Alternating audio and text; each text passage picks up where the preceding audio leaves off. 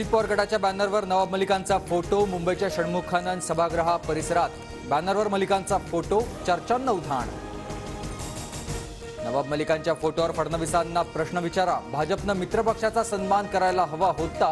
बॅनरवरील मलिकांच्या photo आणि फडणवीसांच्या पत्रावरून सुप्रिया सुळेंची टीका। अजित पवार गट आज शिंदेंच्या बालेकिल्ल्यात, मुंबईसह ठाण्यात मेळावा। आगामी निवडणुकांच्या पार्श्वभूमीवर अजित पवारांचं मार्गदर्शन।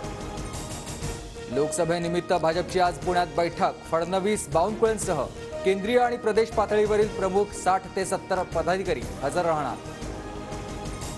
9 जानेवारीला महाविकास आघाडीची दिल्लीत बैठक। लोकसभेच्या जागावाटपावर चर्चा होणार। काँग्रेसकडून पटोले, चव्हाण, ठाकरे गटाकडून संजय आणि विनायक राऊत, तर पवार गटाकडून सुळे, जयंत पाटील उपस्थित राहणार। अजितदादांसारखे आता शिंदेही सकाळी लवकर उठून कामाला लागलेत। दादांच्या कामाची स्टाईल शिंदेंनी घेतली। मुंबईतील विकास कामांच्या पाहणीवरून सुप्रिया सुळेंचा निशाणा।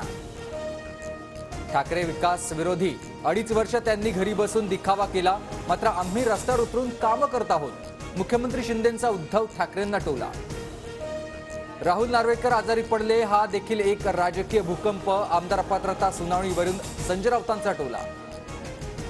नितेश राणे आणि आमदार टी राजा यांच्यावर सोलापुरात गुन्हा। हिंदू जनाक्रोश मोर्चातील प्रक्षोभक भाषणाप्रकरणी गुन्हा।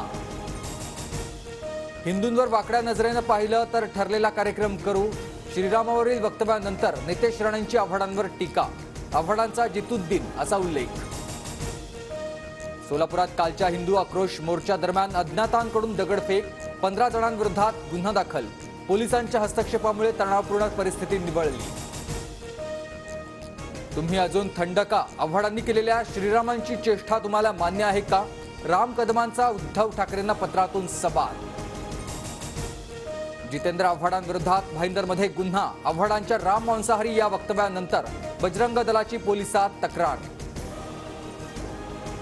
खासदार भावना गवळींच्या संस्थेचं खातं आयकर विभागानं गोठवलं। कर चुकवल्याप्रकरणी तसंच आयकरच्या नोटीसला समाधानकारक उत्तर न मिळाल्यानं कारवाई। सुनील केदारांना जामीन देण्यास राज्य सरकारचा विरोध। सरकारचं हायकोर्टात प्रतिज्ञापत्र। 9 जानेवारीला पुढील सुनावणी। पुढील 3 दिवस राज्यात अवकाळी पावसाची शक्यता। धुळे, नंदुरबारमध्ये येलो अलर्ट जारी। हवामान विभागाची माहिती। अभियांत्रिकी आणि दुरुस्तीच्या कामांकरता पुणे रेल्वेचा आज मेगा ब्लॉक। पुणे ते लोणावळा दरम्यानच्या अनेक गाड्या रद्द। एक देश एक निवडणुकीवर जनतेचं मत घेणार। रामनाथ कोविंद यांच्या नेतृत्वाखालील समितीकडून नोटीस। वेबसाईट आणि ईमेलद्वारे सूचना पाठवण्याचं आवाहन।